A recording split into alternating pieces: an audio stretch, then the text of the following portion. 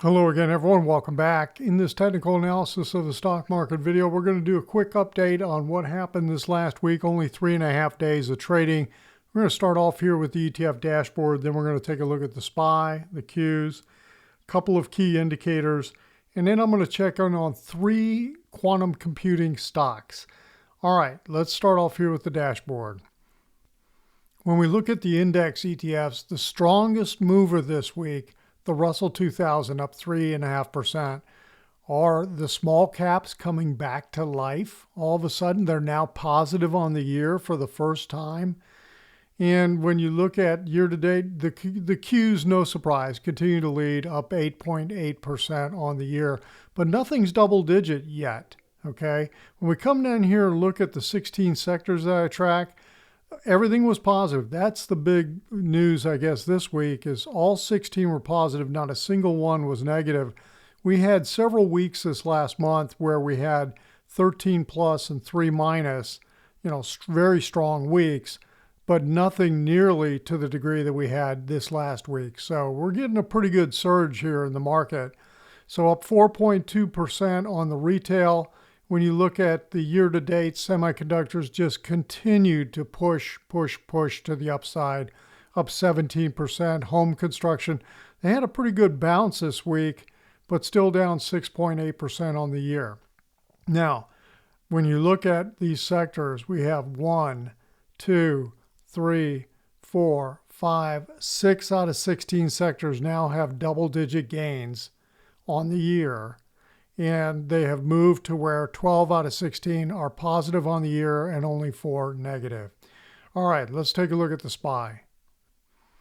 Okay, the SPY was up 489 on Thursday, continued push this week, gapped up and just pushed higher. Everything continues to ride above the 10-day moving average, and we're riding above the top of the Keltner channel for the week, up 1043.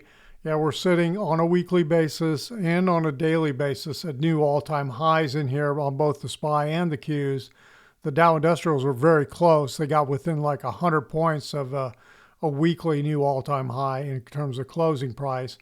So we continue to push here. Let's take a look at the Elliott wave picture. I'm still looking for this wave 1 to finish off. I think we're trying to get 5 waves up to finish off a 5th intermediate wave to the upside. And if we take a look at the daily, this is what I'm looking at. I just don't think we have the 5th wave done yet. And the interesting thing here is when you look at the RSI, at this point in mid-June, it looked like we're getting some pretty good divergence, right? And then we got a little pullback, just a little pullback. And what did it do? It pulled back on the RSI to the 50% level. And then it started pushing. And guess what? The RSI pushed above that midpoint here and has now pushed above the May highs. So all of a sudden, the divergence disappeared. So that's the caution about divergence. I mean, it's like a cautionary flag that's being waving in front of you. Hey, alert, could have some corrective activity coming your way. But it doesn't mean, you have to pay attention to the price action because it could disappear just as easily, which is exactly what it just did with the reflection of the strength we have here in the SPY. So we've hardly had any corrective move yet here in the SPY. Now, when you look at the Qs, we're getting a little bit of something. Now, let me step back for a second. When I think about the futures traded into Friday the 4th, okay? So as of the close of futures trading on Friday, the S&P 500 futures are down about 40 points or 4 SPY points. So it'll be interesting to see what happens Sunday night and what happens then into Monday, because all of a sudden, the old tariff monster is reemerging its head with the expiration of the 90-day pause. Then that occurs on July 9th, Wednesday, July 9th. So anyway, we'll see how much of an effect that has and how much more push we get. But when we look at the Qs here, we had a little bit of a corrective move on, what was that, Tuesday? A little pullback in here, a little bit of divergence showing up short term, at least on RSI, not on DI+. So that's where we sit with the Qs. Let's see, up 542 on Thursday, up 819 on the week. Let's take a look at the Elliott wave picture. It's very similar. It's the exact same thing that I'm looking for on the SPY. I'm looking for this first minor wave right here to finish off. And let me go over and take a look over here at this picture on the daily. So again, it's this fifth wave, but we've had a little bit of corrective move. Is that all we're going to get for like the first little correction in here? We just might not get much.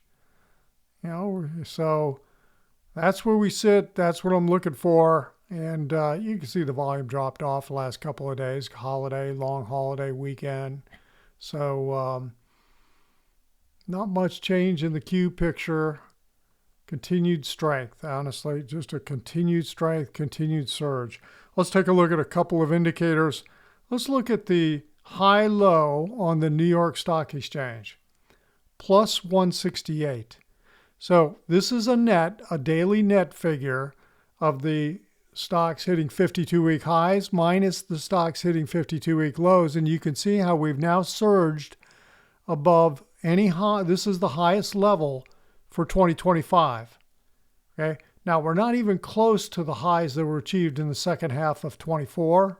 Like up here, the peak was 421, but they're, you know, a couple times right around 400. Well, we're just sitting at 168. So it does look like we're breaking out of this malaise that we're in, and even stronger when you take a look at the Nasdaq, 279 on Thursday. So big push out of this, and this too is the highest level for the year, okay, but not nearly to the level, the 500 level that was achieved last fall. Okay, so that's that indicator. The percent of stocks above their 200-day moving average, let's take a look at that. In the S&P 500, you could see we're pushing up 61.5%. So we've been bouncing around the 50-50 level for quite a while, about a month and a half, and now surging, kind of in sync with what I just showed you with the high-low. This is the highest close since the close on January 27th, okay, on this indicator. Can this go higher? Sure. Yeah, it can go a lot higher. It can start bouncing around up here in the 70, 80 level. So we'll see what kind of continued push we get out of this. All right, let's take a look at 3 quantum computing stocks. Okay, the first one I want to look at is IonQ, and let me show the daily and weekly.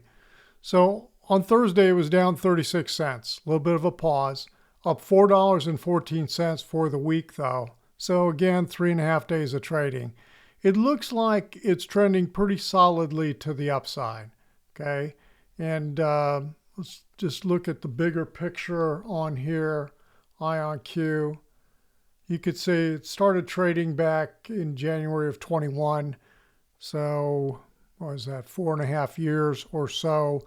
Had some pretty big swings. So the real question is, are we pushing? Are we going to continue to push? It looks like it wants to me. Let me go over here and take a look at this daily. I've got this. It looks like we're flipping to the upside a little bit. It'll be interesting to see if we can break this trend line here, which is up here around 54 3/4. The other view I like to look at is the 3-day view. So 3-day, or sometimes, this gives a better picture to me and kind of gives you a better picture of what's happening and trending and breaking out. So I like to look at that in addition to the weekly view. And this just looks to me like right now there's a possibility it's going to, break this trend line and push higher in a nice swing move. So that's where we sit with IonQ. It's closed at $44.39. All right, the next one I want to take a look at is D-Wave Quantum, which is QBTS right here. And let me bring this over. Up 81 cents on Thursday. Up now, I got it on the 3-day view. Let me go to the weekly first. So up $2.77 for the week. Now this is all the trading we've got here on D-Wave. All right. But when you go to the high that occurred back in August of 22, we broke above that high here the week of May 18th, so mid-May, and now we've pulled back to that high, and it looks to me like it wants to continue to push again to the upside. When I go to the 3-day view, it even looks a little bit more like a possible cup and handle swing type move that's going on, and it broke out of it. So looking to see, do we get continuation out of this and get a nice move here out of D-Wave? So that's what I'm watching, and this is the view on a daily basis. Okay, we haven't gotten ourselves overbought yet. So we'll see what happens here. Again, looking for continued move to the upside. Oh, the other thing I was going to mention to you, on IonQ, the average 20-day volume, average 20-day volume is 24.4 million shares. The average here on D-Wave, 52.6 million shares is the average daily volume based on 20 days. Okay, and then the last one I want to take a look at is Rigetti Computing. And it was up 37 cents on Friday, up $2.38 for the week. So this too is acting very well. 49.1 million shares a day is the average 20-day volume. So these are very heavily traded stocks right now. And let's go to the weekly view and show you the big picture again. This started trading back in February of 22. We got above that high, pulled back around. We've chopped around a little bit. You know, the 3-day view shows a possible swing move in play. We'll see if this breaks this trend line and runs. On a daily basis, we had this minor trend line in here that we're watching, or that it broke actually. It broke out of. And so now we've got a little push going on, nice little 2-day push that's occurred here on a daily basis. So we need to see it continue to do that and take out the highs here, which is at, what is that, $15.30 is the high right up here. Okay, that's the picture here. All of these seem to be trending fairly well and looking and acting like they want to push to the upside, but they can put in some pretty big swing moves, both up and down. Okay, that's it for this week. Keep your eye on those.